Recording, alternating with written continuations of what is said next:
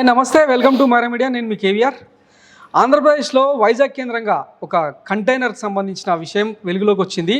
కేంద్ర దర్యాప్తు సంస్థలు అదుపులోకి తీసుకున్న ఒక కంటైనర్లో ఇంచుమించు 25,000 టన్నులకు పైగా డ్రైడ్ ఆక్వా పట్టుబడింది. దానికి సంబంధించి వైఎస్ జగన్మోహన్ రెడ్డి సర్కార్ను బ్లేమ్ చేసే క్రమంలో భాగంగా టీడీపీ నేతలు అవాకులు చెవాకులు పేలుతూ ఉన్నారు. దీనికి సంబంధించి పూర్తిగా అసలు ఏం జరిగింది, ఆ కంటైనర్కు సంబంధించిన వ్యవహారాలు ఏంటి అన్నది, దీనికి సంబంధించి రాజకీయ, ఆర్థిక, సామాజిక విశ్లేషకులు సిఏ నాగార్జున రెడ్డి గారు మన దగ్గర ఉన్నారు. వారిని అడిగి మరిన్ని వివరాలు తెలుసుకునే ప్రయత్నం చేద్దాం. నమస్తే సార్. నమస్తే KVR, how are you Amar? ఏంటి మీ బాస్ ఎలా ఉన్నారు? యూఎస్లో బాగానే ఉంటారు పాపం ఆయన. ఈ మధ్య నాకు పోయినసారి ఎప్పుడో 1-2 సార్లు ఇంటర్వ్యూ చేసినాడు, మీరు వచ్చినట్టున్నారు. మీరు సార్ ఇవాళ కూడా నాకు కొంతమంది న్యూయార్క్, న్యూ జెర్సీ నుంచి, then as well as UK నుంచి, then San Diego, San Francisco, then Silicon Valley అంటారు కదా యూఎస్లో, అక్కడి నుంచి ఫోన్ చేశారనమాట. ఏంటి కేఎన్ఆర్ మిమ్మల్ని ఎప్పుడు ఇంటర్వ్యూ తీసుకోలేదా కేవీఆర్ అని అడిగారు నన్ను. సరే ఇవాళ మీరు వచ్చారు, it's okay. I think there is a good appreciation. బాగుందండి అది అనేసి అన్నారు అనమాట వాళ్ళు. Any congratulations. Thank you very much. So ఇప్పుడు మీరు వైజాగ్ పోర్టు, కంటైనరు, డ్రగ్స్, వైఎస్ఆర్సీపీని బ్లేమ్ చేస్తున్నారని కదా అంటున్నారు మీరు. Yes sir. అంటే అక్కడ ఏంటంటే బ్లేమ్ చేస్తున్నారు, బాగానే ఉంది, కానీ వాళ్ళ మూలాలన్నీ టీడీపీ నేతలతో దిగిన ఫోటోలు, దగ్గర సంబంధాలు, రూట్స్ ఎత్తుక్కుంటూ పోయే కొద్దీ వాళ్ళ మూలాలు బయటపడుతున్నాయి. ఇది యాక్చువల్గా ఐ థింక్ ఈ డ్రగ్స్కు సంబంధించిన వ్యాపారాల మీద దానికి డ్రగ్ ప్రివెన్షన్ యాక్ట్ అని కూడా ఒకటి ఉంది. అవును. వీటిలో ఎక్కువగా సినీ ఫీల్డ్కి సంబంధించిన వాళ్ళు ఎక్కువగా ఇన్వాల్వ్ అయి ఉంటారు. మన వైజాగ్ దగ్గర పాడేరులో బాగా ఈ గంజాయి ఏది పండిస్తారన్న సంగతి కూడా మనకు తెలిసినట్టే. ఎప్పుడో తూతుమాలుగా అప్పుడొకసారి చేస్తూ ఉంటారు. ఆర్టీసీ బస్సుల్లో ఉంటే రాదు, కానీ ప్రైవేట్ ట్రావెలర్స్ ఉంటారు చూసారా, అవును, ఆ ప్రైవేట్ ట్రావెల్ బస్సుల్లో హైదరాబాద్ దాకా కూడాను ఇవన్నీ వస్తూనే ఉంటాయి. ఆ పాడేరులో అక్కడ ఇక్కడ పెంచినటువంటిది వాటిని తీసుకొస్తూనే ఉంటారు. ఇది అందరికీ తెలుసు. ఇది ఏంటంటే జగమెరిగిన సత్యం. ఈ కొండ మీద గోళ ఏంటంటే వాడు రాష్ట్రం చెప్పుకుంటున్నారండి అన్నట్టే ఉంటుంది ఇది. ఓకే. మీరు ఇందనక ఉపోద్ఘాతం చెప్పేటప్పుడు 25,000 టన్నులు అని చెప్పారు కదా, అది 25,000 టన్నులు కాదు, 25,000 కేజీలు. ఎస్. ఒక్కొక్క దాంట్లో కూడాను సమ్ మూటల కింద కట్టి 25,000 కేజీలు. కేజీ కాటన్ల లెక్కన మార్చుకుంటూ 25 కాటన్స్ తీసుకున్నారు. అది కంటైనర్లో వచ్చిందనమాట. ఇది టెర్మినల్ 2. ఓకే. వైజాగ్ పోర్ట్లో టెర్మినల్ 2 దగ్గరికి అది వచ్చింది. అది ఐ థింక్ బ్రెజిల్ నుంచి అనుకుంటాను వచ్చినట్టుంది అది. అవును సార్. ఎవరో ఒకళ్ళు ఆర్డర్ ప్లేస్ చేస్తేనేగా వస్తుంది. ఎస్. మరి ఆర్డర్ ఎవరు ప్లేస్ చేశారు? ప్లేస్ చేసినటువంటిది Sandhya aqua exports private limited. Yes sir. Sandhya aqua exports private limited. ఆ కంపెనీ ఓనర్ కూడా హరినాథ్. యాక్చువల్గా వైజాగ్లో అది ఇన్కార్పొరేట్ అయినటువంటి కంపెనీ. అవును. వాళ్ళు ఏం చేస్తారంటే చేపల్ని, రొయ్యల్ని పట్టినటువంటి వాటిని ప్రాసెస్ చేసి విదేశాలకు ఎక్స్పోర్ట్ చేస్తారు. ఓకే. అదేవిధంగా విదేశాల నుంచి కొన్ని రకాలైనటువంటి సీ ఫుడ్స్ని ఇంపోర్ట్ చేసుకొని వాటిల్ని ప్రాసెస్ చేసి ఎక్స్పోర్ట్స్ చేస్తుంటారు. అందుకనే ఎక్స్పోర్ట్స్ అనే పేరు పెట్టారు దాన్ని. అవును. దానికి ఒరిజినల్గా ఫౌండర్స్ అనేటువంటి వాళ్ళు మన పురంధరేశ్వరి గారు కూడాను, ఆమె సన్ను ఉన్నారు అనేటువంటిది. సరే, ఈ ఐ థింక్ ఇవాటి వరకు ఉన్నట్టుంది. ఇంక మోస్ట్ ప్రాబబ్లీ వాళ్ళ వెబ్సైట్ కూడా క్లోజ్ చేసి ఉంటారు వాళ్ళది, ఈ గోలంతా బయటకు వచ్చిన తర్వాత. ఓకే. సరే, అందుకని ఎవరెవరు ఉన్నారు, ఏమిటి సంగతి, సమాచారం అనేటిది మనకు వెబ్సైట్లో కనుక చూస్తే తెలుస్తుంది. Okay sir. ఇది ఎక్కడ మొదలైందంటే ఇది వాళ్ళు ఆర్డర్ ఇచ్చుంటారు. ఓకే. ఆర్డర్ ప్రకారం వాళ్ళు సప్లై చేశారు. ఆర్డర్ ఏమని ఇచ్చుంటారు వాళ్ళు?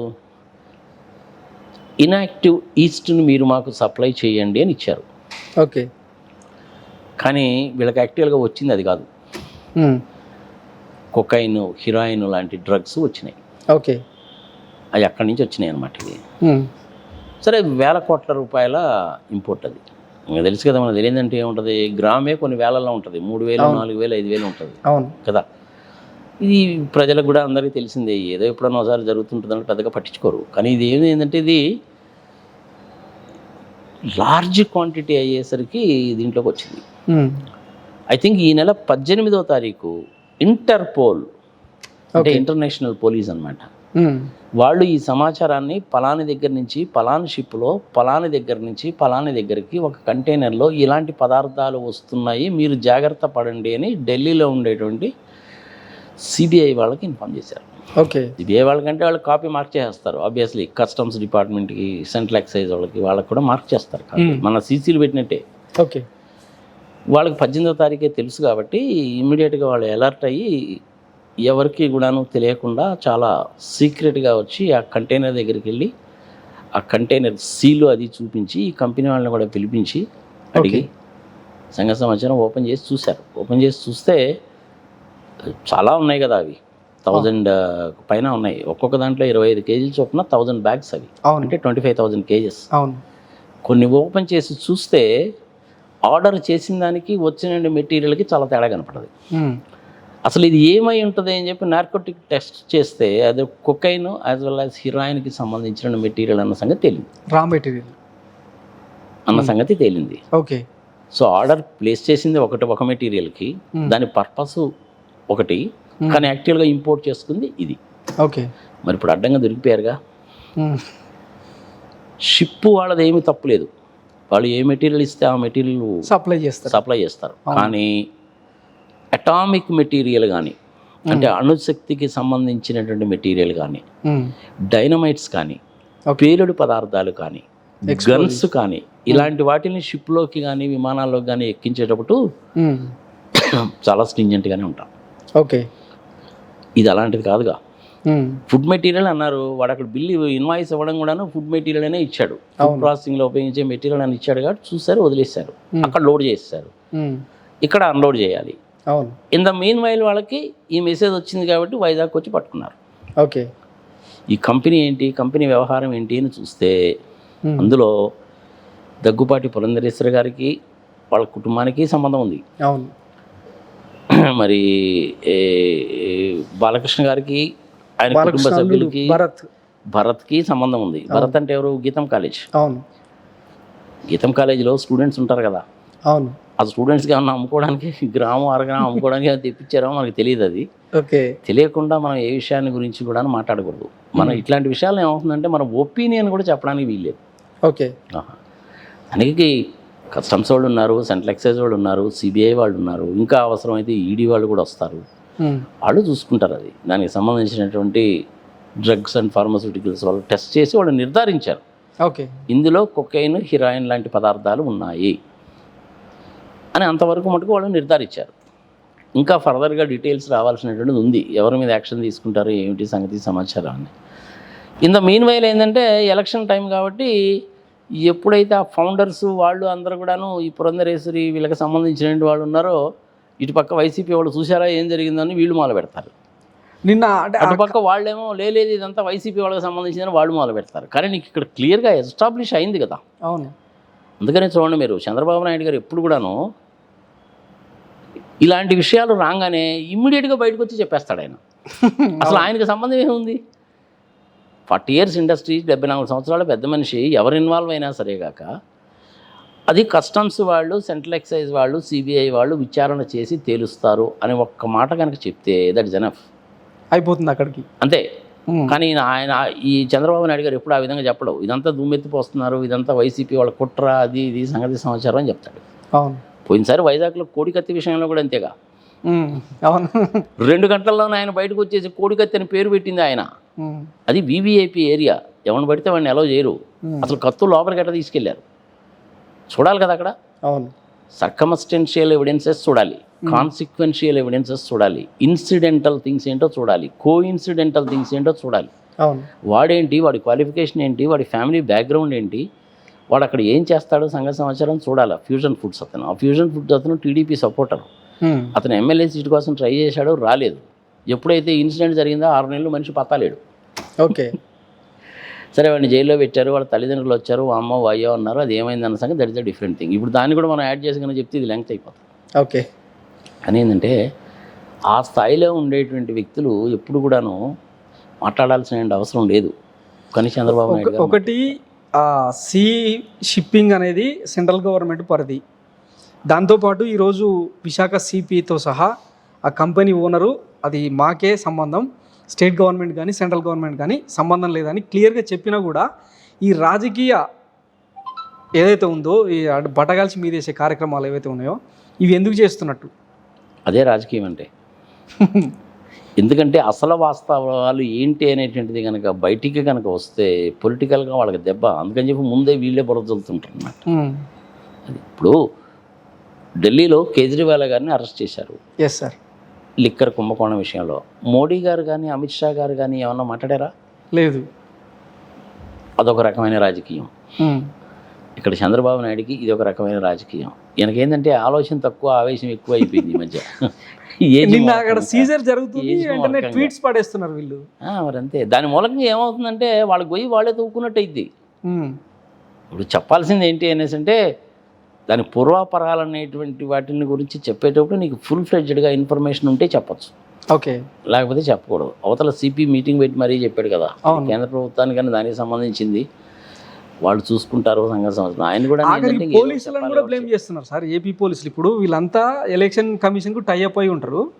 ఏదో డాగ్ స్క్వాడ్ కోసం పిలిస్తే వెళ్ళాం తప్ప మా ప్రమేయం ఏం లేదని క్లియర్గా చెప్పినా కూడా పిలుస్తారు. బ్లేమ్ చేస్తున్నారు. డాగ్స్ స్క్వాడ్ ట్రైనింగ్ సెంటర్ అనేటువంటిది మనకి ఇక్కడ హైదరాబాద్ యూసఫ్గూడలోనే ఉంది. అవును.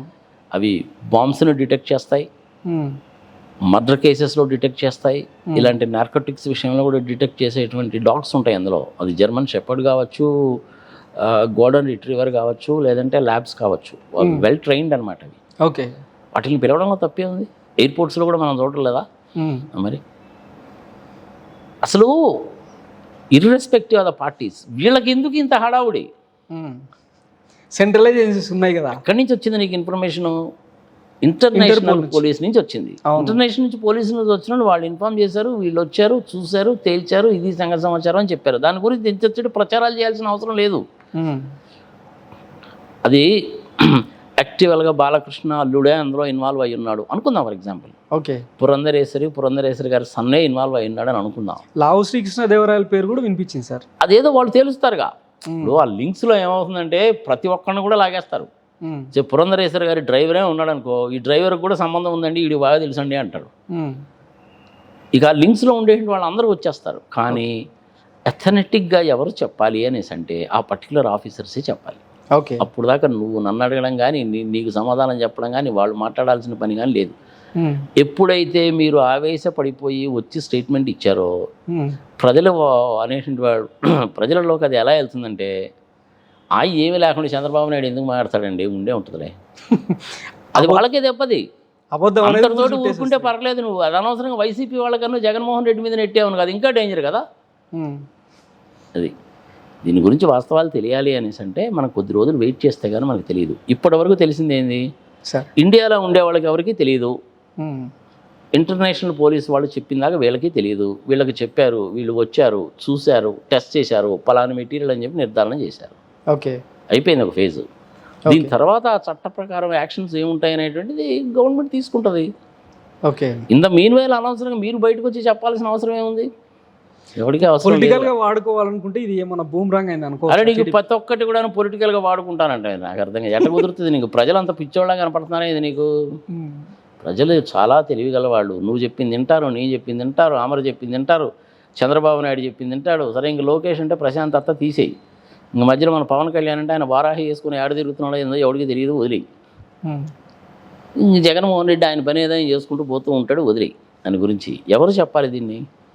ఎప్పుడైతే నీకు ఇంటర్నేషనల్ పోలీస్ దగ్గర నుంచి వచ్చిందో ఏమి చేశారు, ఎలా చేశారు, మినిట్ బై మినిట్ ఏమి జరిగింది, దానికి సంబంధించిన ఫోటోగ్రాఫ్స్, టెస్ట్ రిపోర్ట్ మొత్తం కూడా నా ఇంటర్నేషనల్ పోలీస్ వాళ్ళకి కూడా పంపించాలి. అది అగ్రిమెంట్, అది దేశాలకు మధ్య ఉన్న అగ్రిమెంట్. అది అవును. వాళ్ళే ఇంతవరకు ఏ సంగతి ఫుల్గా తేల్చలేదు. తేలిని అల్లా ఏంటి అక్కడి నుంచి వచ్చింది ఈ సంధ్య ఎక్స్పోర్ట్స్ అనేటువంటి సంస్థ ఇన్వాల్వ్ అయింది. వీళ్ళు ఆర్డర్ ఇచ్చారు, వాళ్ళు పంపించారు. సరే పేమెంట్స్ అనేటువంటిది త్రూ ఫారెన్ కరెన్సీలో జరిగిపోతాయి. 25,000 కేజీలు ఒక్కొక్క మూటలో కూడాను 25 కేజీలు 1000 మూటలు కంటైనర్లో ఉన్నాయి. వచ్చారు, వెరిఫై చేశారు, చూశారు, నిర్ధారించారు, ఇది సంగతి సమాచారం అని చెప్పారు. అయిపోయింది. ఓకే. దాని తర్వాత ఏం జరుగుతుందన్నది మనం వేచి చూడాల్సిందే. చిన్న విషయము మటుకు కాదు. ఎప్పుడైతే ఇంటర్నేషనల్ పోలీస్ అనేటువంటి వాళ్ళు ఇన్వాల్వ్ అయ్యారో this is a very serious matter. Okay. ఇది ఎక్కడి వరకు పోతుంది అనేసి అంటే ఎవరైతే డైరెక్ట్గా కానీ ఇండైరెక్ట్గా కానీ ఇందులో ఇన్వాల్వ్ అయి ఉంటారో వాళ్ళందరికీ దేశ బహిష్కరణ శిక్ష విధించేటువంటి దాని దాకా పోతుంది. 14 సంవత్సరాల జైలు శిక్ష దాకా పోతుంది. వాళ్ళకి సంబంధించిన బ్యాంక్ అకౌంట్స్ మొత్తం ఫ్రీజ్ కూడా చేస్తారు. ఓకే, రాహుల్ గాంధీ గారి బ్యాంక్ అకౌంట్స్ మొత్తం ఫ్రీజ్ చేశారుగా, అదేగా ఆయన వాళ్ళు ఇప్పుడు. అవును, అంతవరకు కూడా పోతుంది. కానీ ఎప్పటి లోపల తేలుతుంది ఇది వేచి చూడాల్సిందే మనం.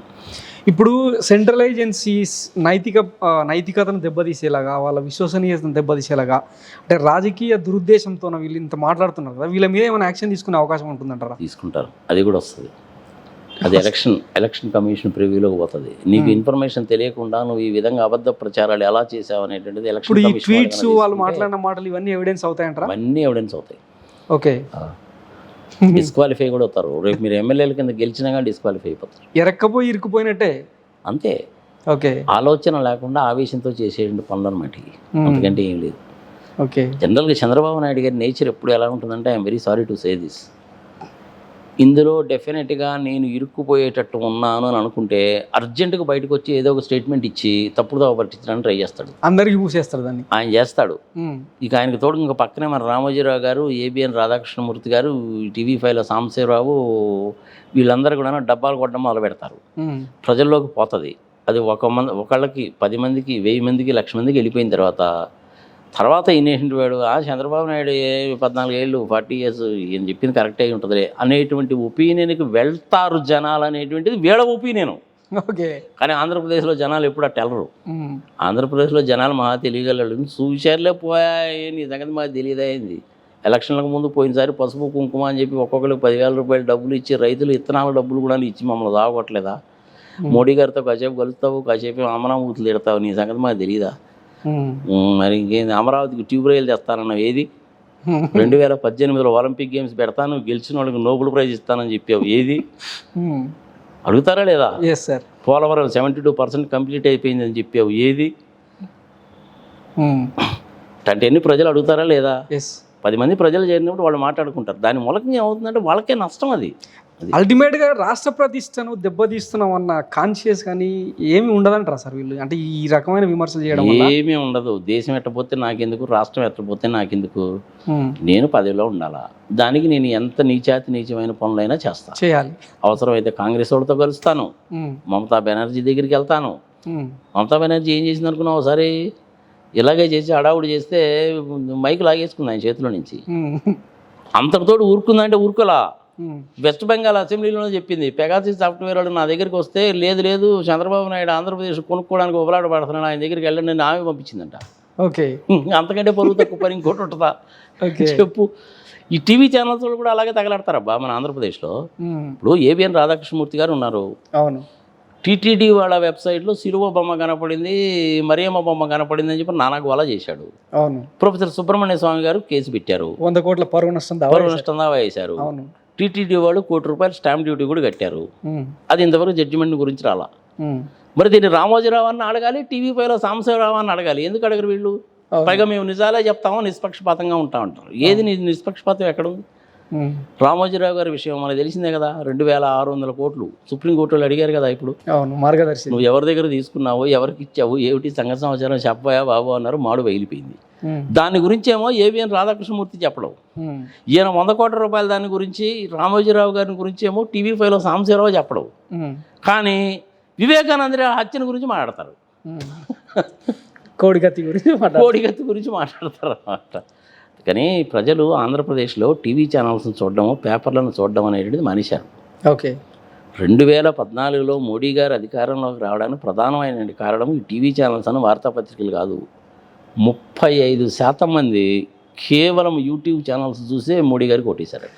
యూట్యూబ్ ఛానల్స్ చూసి. అవును, అప్పుడు ప్రోపగండా అట్లనే జరిగింది. ఇప్పుడు కూడా నా టెండెన్స్ అలాగే ఉంది. ఓకే, టీవీ ఛానల్స్ అను వార్తాపత్రికలు చూడడం మానేశారు. ఆంధ్రప్రదేశ్కి గత 5 సంవత్సరాల్లో ₹1,00,000 కోట్ల ఇన్వెస్ట్మెంట్ వచ్చినాయి. దాని సంగతి ఇక్కడ చెప్పరు. అవునా? ఎంతసేపటికి కియ్యా అని కాకి గోల చేస్తారు. అవును, వాళ్ళు వెళ్ళిపోతున్నారని చెప్పి తప్పుడు ప్రచారాలు చేశారు. బాబు మేము వెళ్ళిపోవట్లేదురా బాబు, 3 లక్షల కార్ల నుంచి 6 లక్షల కార్లకు ఎక్స్పాన్షన్కి వెళ్తున్నామని చెప్పారు. అమర్రాజా బ్యాటరీస్ వెళ్ళిపోయింది అన్నారు. వాళ్ళేమో మేము వెళ్ళిపోలేదురా బాబు, తెలంగాణ వాళ్ళు రిక్వెస్ట్ చేస్తే అక్కడ ఒక యూనిట్ పెట్టాం కాబట్టి ఇక్కడ కూడా పెడుతున్నామని చెప్పారు. వెళ్ళిపోలేదుగా. జపాన్ వాడు వచ్చి టైర్ కంపెనీ పెట్టాడుగా, వాడికి ఆల్రెడీ 2 కంపెనీలు ఉన్నాయి, 2 మ్యానుఫ్యాక్చరింగ్ యూనిట్స్ ఉన్నాయి, 3వది ఇది. దానికి ఎక్స్పాన్షన్కి వెళ్తున్నామని చెప్తున్నాడు వాడు.